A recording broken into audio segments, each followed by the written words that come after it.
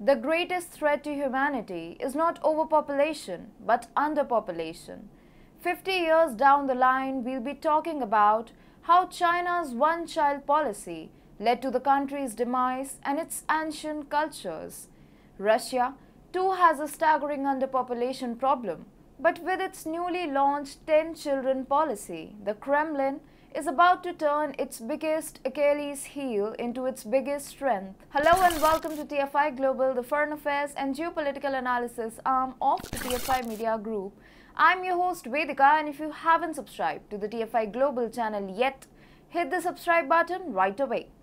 Russian President Vladimir Putin has a message for Russian mothers. You give birth to 10 or more children, I'll pay you 1 million rubles or around $17,000. As per a Newsweek report, the Russian leader has revived the Mother Heroin Award.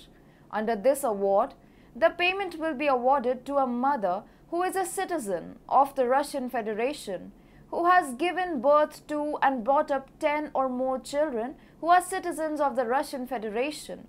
The award was first launched under Soviet leader Joseph Stalin in 1944, which was given to more than 400,000 women before being scrapped after the fall of the USSR in 1991. Now, this move of the Russian government is a game changer for the Russian economy and its efforts towards reclaiming its past glory. Russia's demographic crisis is real. In 1992, Russia's population entered a period of negative growth. It is estimated that Russia's population will fall to about 132 million in the next 2 decades, compared to 145 million as of today. In the worst-case scenario, the United Nations predicts that its population could almost halve to just 83 million by the start of the next century. With this 10 children policy, Putin now hopes to reverse this trend. For Putin to wield his nation's control over the Northern Sea route and the Arctic region adjacent to its Far Eastern region, a baby boom in this decade is the need of the hour. Russia is a filthy, resource-rich country. It needs people to exploit the riches conferred on it by Mother Nature. Also, the population is a national security matter for the Russian government. There has always been the threat of China expanding its tentacles in Russia's Far East.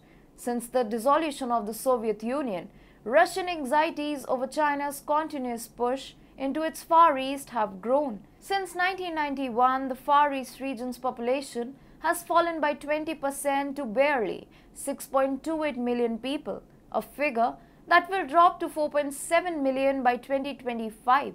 On the other side, 110 million people live in China's 3 northeastern regions which border Russia. Not just that, Chinese laborers and migrants have already started to dominate the local Russian population in some parts of the Far East.